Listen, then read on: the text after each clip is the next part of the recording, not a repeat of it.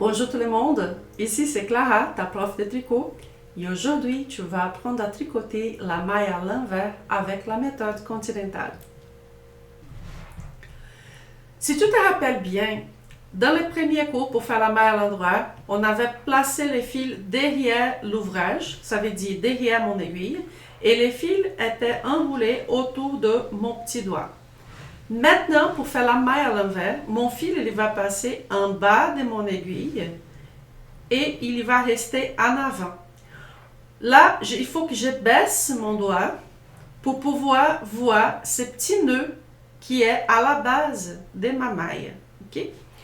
Donc, avec mon aiguille de droite, c'est toujours l'aiguille qui travaille, il va rentrer ici, mon aiguille rentre dans la maille, elle va croiser en avant, bien sûr, parce que mon fil est en avant.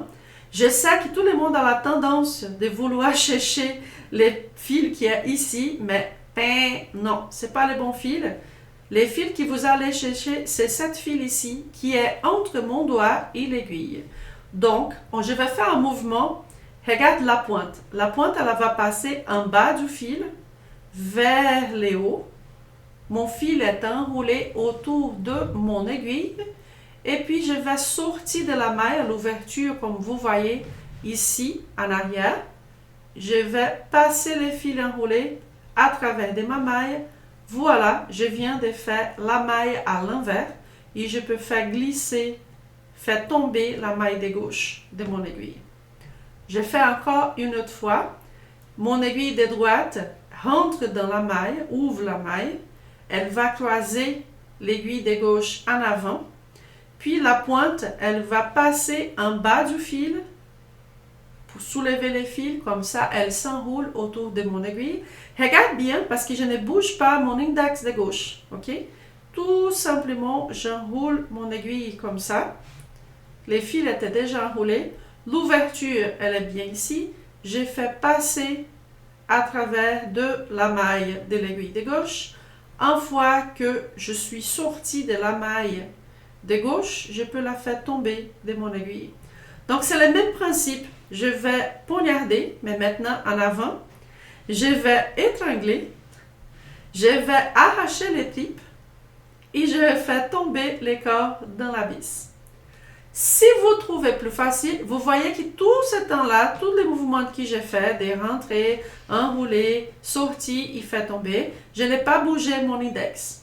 Mais je sais que pour certaines personnes, ça va être plus facile si je bouge l'index au lieu de bouger l'aiguille. Donc, ça serait comme ça. Je rentre mon aiguille, je peux lever mon doigt ici, je baisse, donc c'est mon doigt qui va enrouler les fils autour de l'aiguille. Là, je peux sortir et je peux faire la maille tomber. Encore une autre fois, je rentre la pointe. C'est mon doigt qui bouge, qui descend. Je fais sortir pareil la maille à travers de la maille de gauche et je la fais tomber. Okay? Donc, quand je fais vite, ça ressemble à ça. Attention, je sais que, oui, comme je fais, c'est très facile, mais le problème avec la maille à l'envers de la façon continentale, c'est toujours de garder la tension ici. Ouais, donc, qu'est-ce que je fais pour garder ma tension? Sans avoir la bonne tension, je ne serais pas capable ni de manipuler les fils autour de mon doigt, ni de passer mon aiguille en bas du fil pour aller les chercher. Okay? Donc, qu'est-ce que je fais? J'ai tout simplement, une fois que mon doigt est enroulé ici, si vous voyez bien, mon petit doigt aussi est en contact avec l'aiguille de gauche. Et comme ça, je ferme ma main et j'aurai plus de contrôle sur la tension du fil. Okay? C'est très important de garder cette tension.